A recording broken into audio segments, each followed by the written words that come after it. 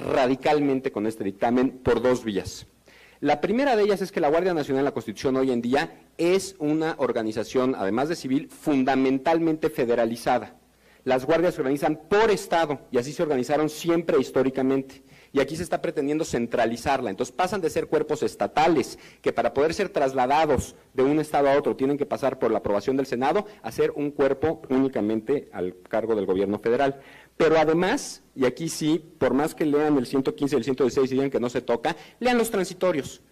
El sexto transitorio y el séptimo transitorio destruyen al municipio de entrada, porque le permiten al gobierno federal unilateralmente entrar a evaluar a través de una cosa que se llama Consejo de Seguridad Interior, o sorpresa, el mismo vocabulario que viene empujando el Ejército desde 2009 con la primera iniciativa de un capítulo de Ley de Seguridad Interior que presentó Calderón, a evaluar unilateralmente y a, en su caso, unilateralmente decidir si le retiran participaciones federales a los municipios, obviando el hecho de que las participaciones federales no son recursos de la federación a dar a discreción a los estados y por lo tanto a los municipios, sino que son los impuestos que en un pacto las entidades federativas trasladan a la federación para que la federación los recabe en forma más eficiente. Entonces, no son de la federación para dar y quitar a su gusto y unilateralmente conforme a la evaluación de un Consejo de Seguridad Interior del Ejército.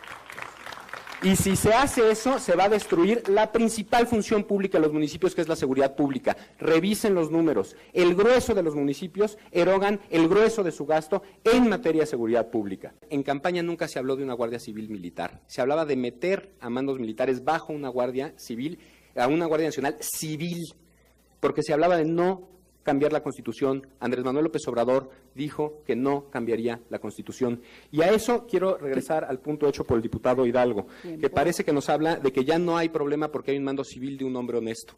Pues quiero decirles que ese mando civil de un hombre honesto, suponiendo que eso fuera suficiente para ya eliminar las prácticas documentadas de 12 años, si eso fuera suficiente, aún así sería tan frágil como la salud de un hombre honesto o como el mandato de un hombre honesto. Y la Constitución no se diseña para un hombre, se diseña para un país. Y deben de pensar en qué va a pasar en la siguiente elección, a menos de que sean tan soberbios que creen que nunca van a perder una elección o nunca se va a morir su líder político. Diseñen las instituciones para el país, no para un hombre. Pues bien, amigos, ya estamos de regreso aquí en NP Noticias de la tarde. Gracias por continuar con nosotros. Y bueno, ya sabe usted, debe de estar enterado lo de la creación de la Guardia Nacional en este país. Ha habido serios debates, Javier, acerca de la creación de la Guardia Nacional. El caso es que, bueno, con la participación de varias asociaciones defensoras de derechos humanos y pues organizaciones que se han venido sumando a este debate, porque la polémica existe desde que se ha presentado esta iniciativa por parte del presidente Andrés Manuel López Obrador, pero que no ha tenido, digamos, el consenso de todos los partidos, sin olvidar desde luego que Morena es el partido mayoritario en el Congreso y tanto en la Cámara como en el Senado de la República, Cámara Baja y Cámara Alta, tienen el control político, digámosle así. Finalmente la decisión en forma mayoritaria, pues al igual que en su momento la tuvo. Sí, ha habido reacciones porque este diseño de la creación de la Guardia Nacional pues prácticamente involucra a militares, Javier, claro. Y es la parte que no le gusta a las organizaciones y a los otros partidos políticos que hoy son oposición y que en su momento la estuvieron promoviendo, la estuvieron en su momento cuando también ellos tenían el control, claro, del ejército, y cuando un priista en este caso era el jefe de las Fuerzas Armadas, incluso el de Seguridad Interior, ¿recuerdas? Claro.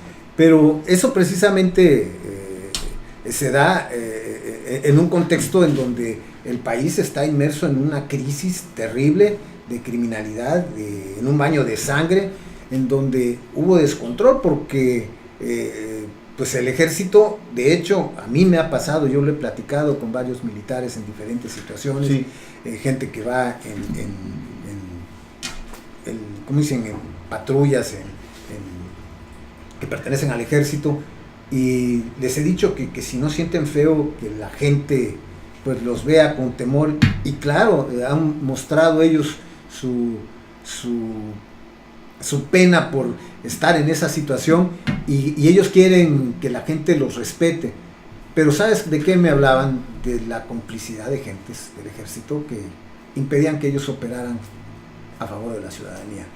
Yo lo que entiendo por lo que dice Andrés Manuel en esas pláticas que tiene con la prensa, él piensa que siendo él una persona honesta, estando al frente de la presidencia, manejando las cosas con rectitud, todo lo de abajo va a operar igual. Y yo creo que es un sentimiento válido, es un sentimiento respetable.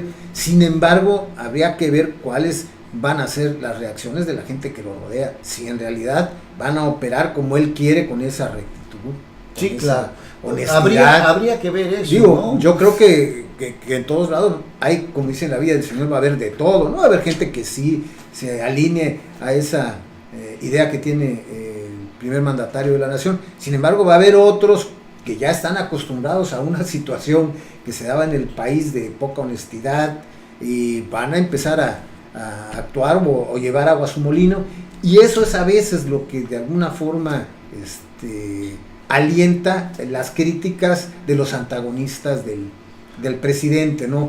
Que pues ahorita han decidido utilizar las redes para desacreditar todo lo que hace el gobierno, que veo malo. Yo creo que habría que en todo caso siempre darle darle tiempo a este gobierno a que pueda aterrizar esos proyectos, a que pueda llevar a cabo los programas tal como lo está planteando el mandatario, porque hacia donde íbamos, el caos neoliberal al que nos habían llevado panistas y priistas, nos estaban llevando a la destrucción, nos estaba llevando a la aniquilación. Estábamos en una situación de miedo, de terror, porque esto no se lo podemos culpar a los morenistas, al nuevo gobierno que está entrando. Esto ya lo estábamos viviendo, este drama lo estábamos viviendo pues desde hace años, sí, y que cada día se iba agravando y que en realidad no se veía la forma, o no se ha visto, porque todavía hay que esperar a ver si se resuelve, cómo poder salir de él. Sin embargo, no hay que olvidar que durante el tiempo de campaña de Andrés Manuel López Obrador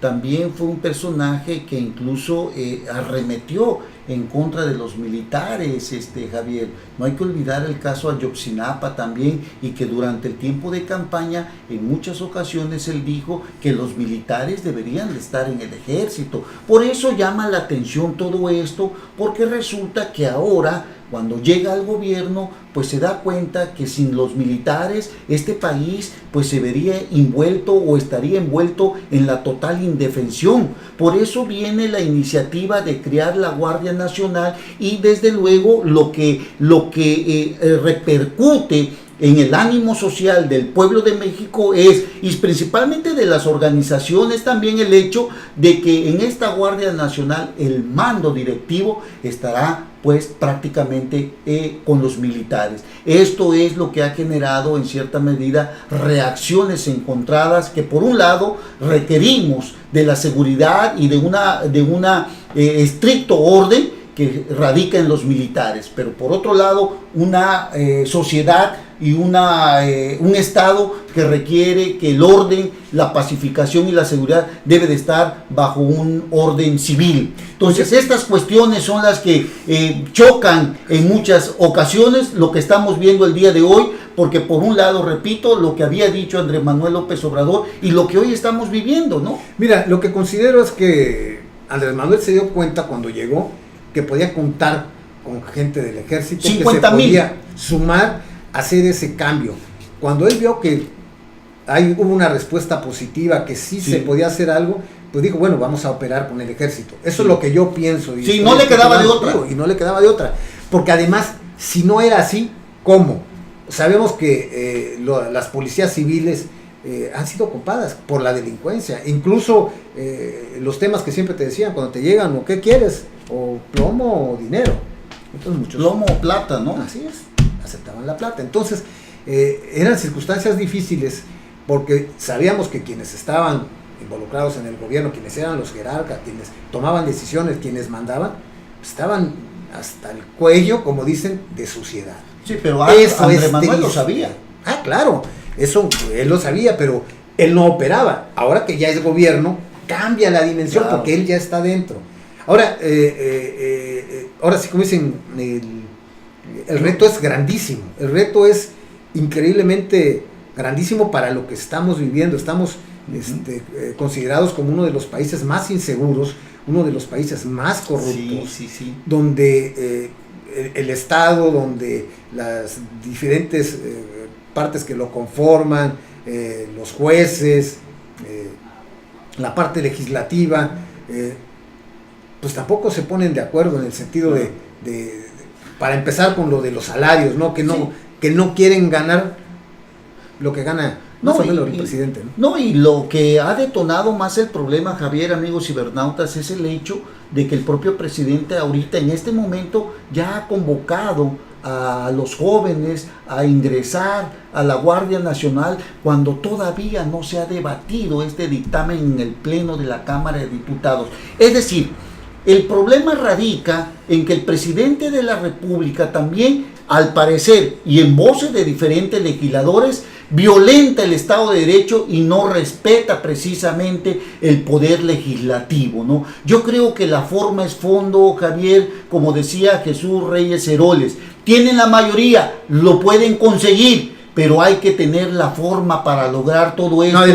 No adelantarse, porque esto también ofende pues al propio poder legislativo, claro, que hemos venido escuchando, a las otras fuerzas políticas que existen dentro de la Cámara, que de antemano, ¿no?, son antagónicas, que sabemos que también son causantes de este caos, pero que bueno, que también tienen su presencia y que esa presencia merece un respeto que hay que darles, ¿no? Sí, y además, Javier, esta situación ha repercutido y han salido a decir varias voces que pues el presidente de la República prácticamente está diseñando una reforma de tal manera, lo dijo, ¿no?, a su propio estilo, y ahí vienen varias voces que dicen, bueno, la Constitución, como el señor Alejandro Madrazo Layuz, cuando habla y dice que la Constitución se diseña para un país y no para un hombre. Ciertamente Andrés Manuel López Obrador tiene el manto de la honestidad, de la transparencia.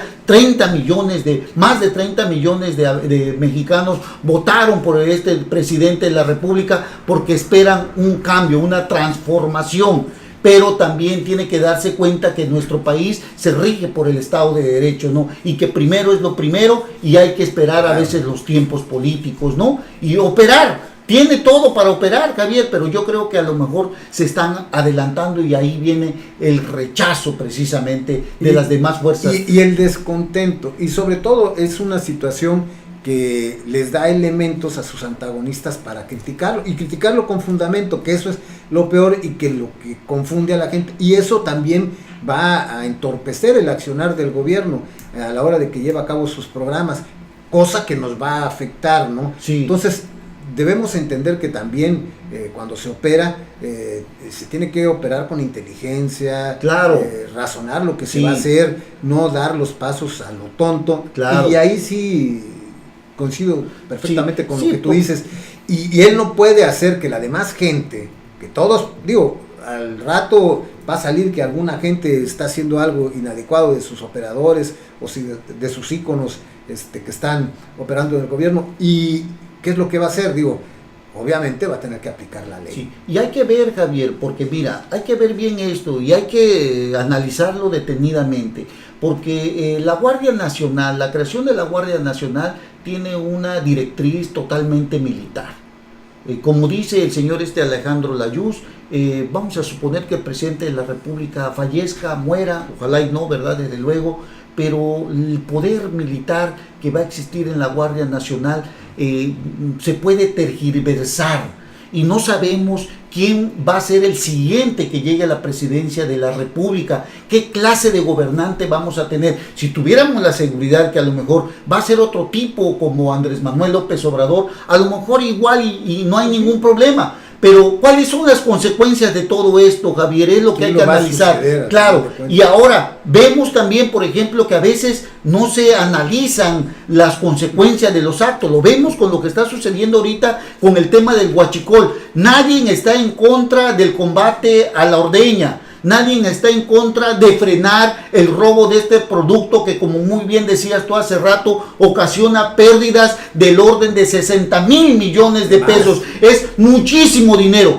pero no hay una planeación, Javier, porque por un lado habla el presidente de la República que se recuperan 2.500 millones de pesos que se han recuperado porque ya nos están robando este producto, pero por otro lado vemos las consecuencias de una mala planeación cuando las cuestiones económicas, las cuestiones del negocio, del transporte, de muchos factores alrededor de la economía se están afectando también. Lo que pasa es que no creo que pudiera haber una planeación ante un tipo de situación tan extraordinaria como la que se está viviendo.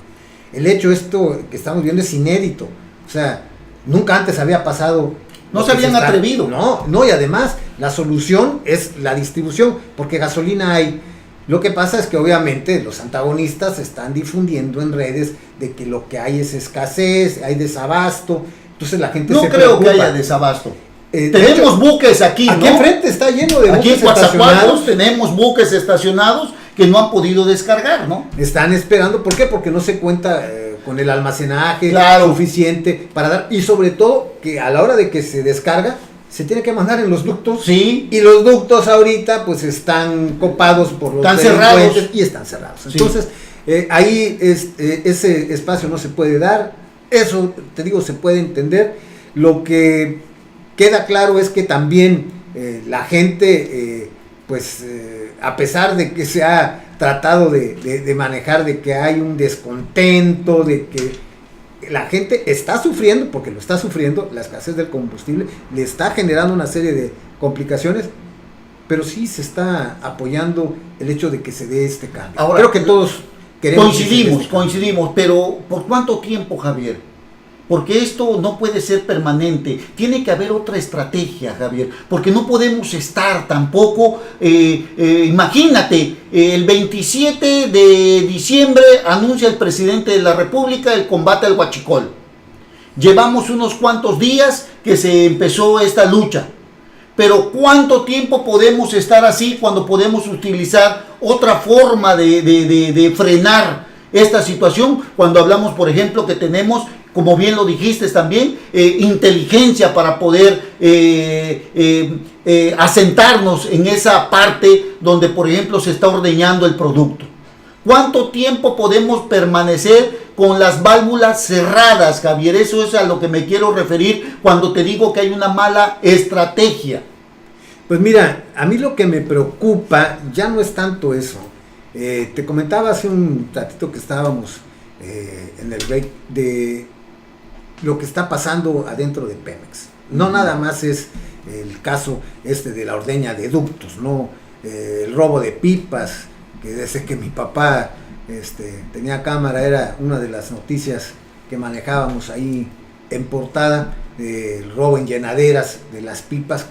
Tiene décadas dándose este problema, pero antes México producía su gasolina, ahora la gasolina, la mayor parte es exportada. Es importada y esto el 70% lo pagas, la compras y resulta que la traes y se la roban. Claro. O sea, esto es grave, pero aquí el involucramiento de figuras, de personajes de Hacienda, de Pemex. Sí, altos directivos. De cuello blanco, empresarios, ¿no? Entonces, las distribuidoras, las gasolineras. Y más aún, en su libro que acaba de presentar Ana Lilia Pérez, habla precisamente de la situación en Pemex. Se llama el cártel negro. Y ahí ella toca precisamente hasta qué punto, no nada más estos delincuentes de cuello blanco, sino los grupos delictivos, los cárteles están involucrados, sangrando precisamente a Pemex, pero todo esto por la deshonestidad, por la corrupción, claro, que se ha venido de quienes están por años.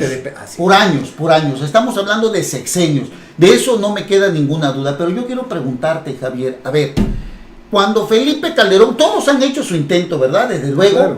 Intento entre comillas que no les ha funcionado. Hoy tenemos más de 21,000 tomas clandestinas de los ductos, ¿no? Bueno, cada presidente ha hecho su parte, pero esta parte la ha hecho con una total omisión en muchas cosas, porque ya sabemos que, y todo el mundo lo sabe, como muy bien tú lo dijiste, hasta el propio presidente de la Residencia Oficial de Los Pinos tenían conocimiento de la forma en cómo se roban este producto tan importante para el país. Pero yo te quiero preguntar lo siguiente: ¿qué consecuencias podríamos observar con este combate a este cártel, a estas organizaciones del huachicoleo?